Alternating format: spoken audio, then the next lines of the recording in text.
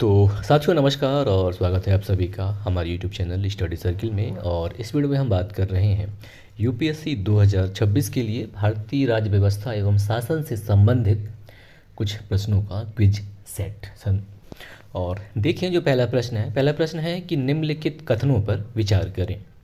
पहला कथन है कि संसद सदस्य संसद या उसकी समितियों में अपने द्वारा कही गई किसी भी बात या डाले गए किसी भी वोट के लिए कानूनी कार्यवाही से मुक्त हैं। दूसरा कथन है कि लोकसभा में कार्य संचालन और प्रक्रिया के नियम राष्ट्रपति को संसदीय बहस में मानहानिकारक या असंसदीय शब्दों के प्रयोग की स्थिति में कार्रवाई करने का अधिकार देते हैं। बताना है कि इनमें से कौन से कथन कौन से कथन सही है या है। केवल एक, केवल दो, एक और दो, दोनों, या फिर कि न तो एक न ही दो। तो जो पहला कथन है कि संसद सदस्य संसद या उसकी समितियों में अपने द्वारा कही गई किसी भी बात या डाले गए किसी भी वोट के लिए कानूनी कार्यवाही से मुक्त है, तो ये सत्य है, क्योंकि जो संविधान का हमारा अनुच्छेद 105(2) है वो कहता है कि संसद या उसकी समितियों में सांसदों के द्वारा कही गई किसी भी बात या उनके द्वारा डाले गए किसी भी वोट के लिए उन्हें कानूनी कार्रवाई से छूट है। हालांकि जो अभिव्यक्ति की स्वतंत्रता है उस पर प्रतिबंध लगाया गया है। तो जो दूसरा कथन है कि लोकसभा में कार्य संचालन और प्रक्रिया के नियम राष्ट्रपति को संसदीय बहस में मानहानिकारक या असंसदीय शब्दों के प्रयोग की स्थिति में कार्रवाई करने का अधिकार देते हैं। तो ये मतलब इस आधार पर गलत है ये कि लोकसभा में जो कार्य संचालन और प्रक्रिया के नियम है इसके तहत जो लोकसभा के अध्यक्ष होते हैं वो संसदीय बहस में मानहानिकारक या असंसदीय शब्दों के प्रयोग की स्थिति में कार्रवाई करने का अधिकार है उनके पास। तो इसलिए क्योंकि राष्ट्रपति नहीं बल्कि लोकसभा अध्यक्ष के पास है यह शक्ति, तो पहला कथन सही है, दूसरा गलत है, इसलिए सही विकल्प हो जाएगा यहाँ पे केवल एक, यानी कि पहला कथन सही है, दूसरा गलत। जो अभिव्यक्ति की स्वतंत्रता है तो इस पर प्रतिबंध लगाया गया है, जैसे कि जो हमारा भारतीय संविधान का अनुच्छेद 105(2) है उसके द्वारा जो प्रदान की गई कानूनी प्रतिरक्षा है, उसके बावजूद भी सांसदों को सदन के भीतर कुछ भी कहने की पूरी स्वतंत्रता नहीं है। उनका जो भाषण है ये संसद के नियमों और अनुशासन से बंधा हुआ है, जो कि मानहानिकारक, अभद्र, असंसदीय या अशोभनीय भाषा के प्रयोग को प्रतिबंधित करता है। लोकसभा का जो कार्य प्रक्रिया का नियम है उसके नियम 380 के तहत आपत्तिजनक भाषा से निपटने के संबंध में बनाया गया है, जिसमें लोकसभा में कार्य संचालन और प्रक्रिया नियमों का नियम 380 जो लोकसभा अध्यक्ष होते हैं उनको बहस में मानहानिकारक, अभद्र, असंसदीय या अशोभनीय शब्दों के प्रयोग होने पर कार्रवाई करने का अधिकार देता है।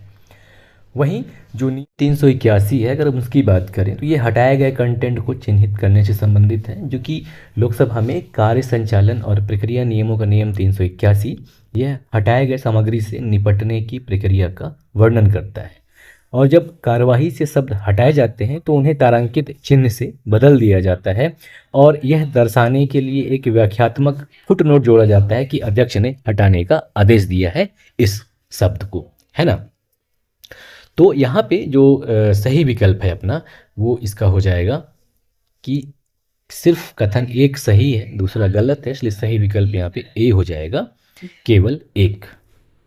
अब अगला दूसरा प्रश्न देखते हैं हम।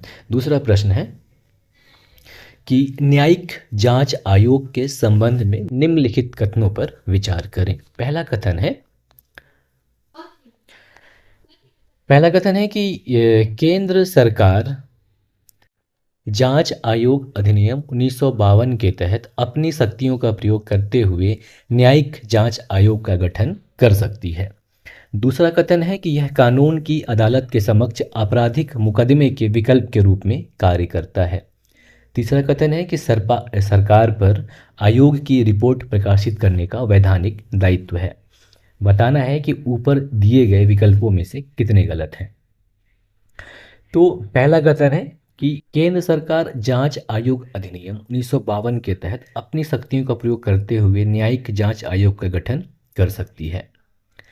तो पहला कथन जो है ये सत्य है कि केंद्र सरकार के द्वारा जांच आयोग अधिनियम 1952 की धारा 3 के तहत अपनी शक्तियों का प्रयोग करते हुए एक न्यायिक जांच आयोग का गठन कर सकती है। तो पहला कथन जो है ये सत्य है। दूसरा कथन कि यह कानून की अदालत के समक्ष आपराधिक मुकदमे के विकल्प के रूप में कार्य करता है, तो ये गलत है,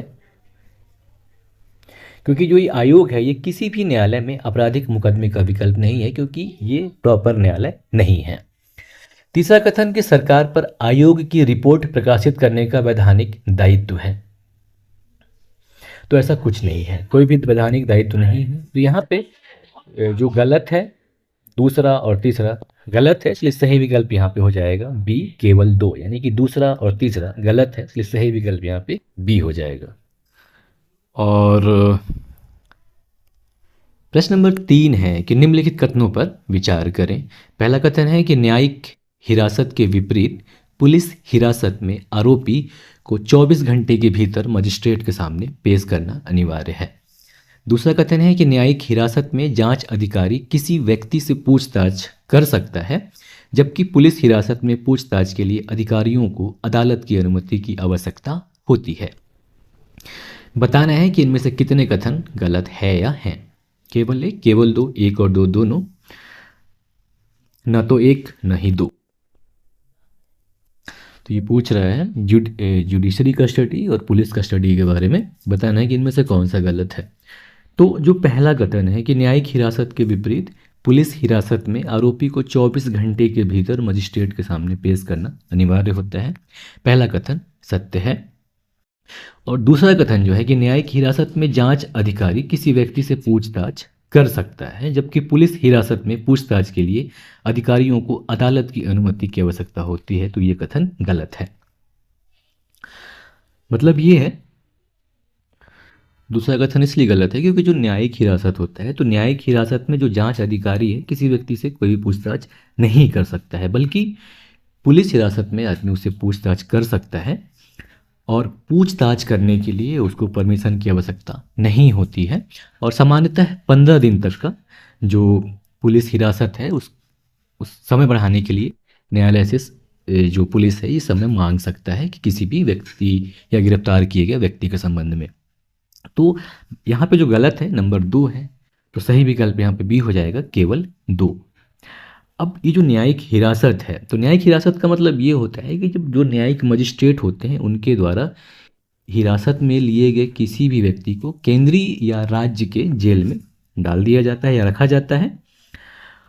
और ये जो न्यायिक हिरासत होती है ये लगभग 60 या 90 दिनों तक बढ़ाई भी जा सकती है, जो कि अपराध के लिए जो सज़ा निर्धारित की जाती है उसकी अधिकतम सज़ा पर निर्धारित करता है। और ऐसा भी होता है कि न्यायिक हिरासत में रखा गया जो भी व्यक्ति है जिसने किसी अपराध के लिए जो सज़ा हो उसका मुकम्मल, मतलब जो सज़ा उसको दी जा सकती है उसका अगर आधा हिस्सा पूरा कर लिया हो या उसका अगर मुकदमा लंबित हो तो जमानत के लिए अपना आवेदन कर सकता है। और ये जो पुलिस हिरासत है, तो पुलिस हिरासत में क्या होता है कि किसी व्यक्ति को अपराध करने के संदेह में पुलिस स्टेशन या लॉकअप में या हिरासत में ले लिया जाता है। तो जब इनको ऐसे ले लिया जाता है तो न्यायिक मतलब इनको पुलिस हिरासत में लाने के 24 घंटे के भीतर मजिस्ट्रेट के सामने पेश करना अनिवार्य होता है। और जो पुलिस हिरासत में व्यक्ति होते हैं इनको कानूनी सलाह का अधिकार होता है और पुलिस द्वारा पूछताछ के आधारों पर जानकारी प्राप्त करने का भी अधिकार है पुलिस को। और जो पुलिस हिरासत है इसके लिए पूछताछ के लिए किसी भी अदालत की अनुमति की आवश्यकता नहीं होती है। तो यहाँ पे बताना है कि गलत कथन कौन है। तो जो कथन नंबर 2 है वो गलत है, इसलिए सही विकल्प यहाँ पे बी हो जाएगा। अगला चौथा प्रश्न है हमारा कि निम्नलिखित कथनों पर विचार करें। पहला कथन है कि भारत के संविधान का अनुच्छेद 19 सभी नागरिकों को भाषण और अभिव्यक्ति की स्वतंत्रता का अधिकार प्रदान करता है। दूसरा कथन है कि प्रेस काउंसिल ऑफ इंडिया यानी कि पीसीआई अधिनियम 1978 के तहत प्रेस काउंसिल को समाचार एजेंसी या पत्रकार से संबंधित शिकायतों से निपटने के लिए एक सिविल अदालत की शक्तियां प्राप्त है। तीसरा कथन है कि प्रेस काउंसिल ऑफ इंडिया अधिनियम 1978 पत्रकारों को कार्यवाही के दौरान अपने स्रोतों का खुलासा करने के लिए कहे जाने से सुरक्षा प्रदान करता है। बताना है कि इनमें से कौन से कथन सही हैं। केवल 1 और 2, केवल 1 और 3, केवल 2 और 3, या ये तीनों। तो पहला कथन कि भारत के संविधान का अनुच्छेद सभी नागरिकों को भाषण और अभिव्यक्ति की स्वतंत्रता का अधिकार प्रदान करता है, ये सही है। और दूसरा कथन जो है कि प्रेस काउंसिल ऑफ इंडिया अधिनियम 1978 के तहत प्रेस काउंसिल को समाचार एजेंसी या पत्रकार से संबंधित शिकायतों से निपटने के लिए एक सिविल अदालत की शक्तियां प्राप्त है, ये सही है, क्योंकि जिसके तहत वह उन शिकायतों पर कार्रवाई कर सकती है जब किसी समाचार पत्र ने पत्रकारिता नैतिकता या सार्वजनिक हित के मानकों का उल्लंघन किया हो, या किसी संपादक या कार्यरत पत्रकार ने कोई पेशेवर कदाचार किया हो तब। हालांकि जो काउंसिल है ये किसी भी समाचार पत्र, समाचार एजेंसी, पत्रकार या संपादक को कार्यवाही के समय जो अपने स्रोत हैं उनका खुलासा करने के लिए बाध्य नहीं कर सकती। तो दूसरा कथन जो है ये सत्य है और तीसरा कथन जो है ये गलत है। तो यहां पे सही विकल्प हो जाएगा ए, केवल 1 और 2। अब अगला 5वां प्रश्न देखेंगे हम। 5वां प्रश्न है कि निम्नलिखित कथनों पर विचार करें। पहला कथन है कि संसदीय लोकतंत्र में वास्तविक शक्ति जनता के निर्वाचित प्रतिनिधियों के पास निहित होती है। दूसरा कथन है कि राष्ट्रपति द्वारा नियुक्त किया गया राज्यपाल राज्य का नाम मात्र का प्रमुख होता है। तीसरा कथन है कि राज्यपाल मंत्रिपरिषद की सहायता और सलाह पर कार्य करता है, सिवाय उन क्षेत्रों के जहां संविधान उसे विवेकाधिकार प्रदान करता है। चौथा है कि राज्य या राष्ट्र के शासन को प्रभावित करने वाले निर्णय लेने की शक्ति मूल रूप से राज्य की निर्वाचित शाखा को सौंपी जाती है। बताना है कि ऊपर दिए गए कथनों में से कितने कथन गलत हैं। केवल 1, केवल 2, केवल 3 या फिर इनमें से कोई नहीं। तो हम देखेंगे पहला कथन जो है कि संसदीय लोकतंत्र में वास्तविक शक्ति जनता के निर्वाचित प्रतिनिधियों के पास निहित होती है, तो पहला कथन जो है सत्य है।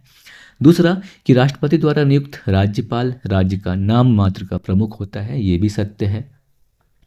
तीसरा कथन कि राज्यपाल मंत्रिपरिषद की सहायता और सलाह पर कार्य करते हैं, सिवाय उन क्षेत्रों के जहां संविधान उसे विवेकाधिकार प्रदान करता है, तो ये भी कथन सत्य है।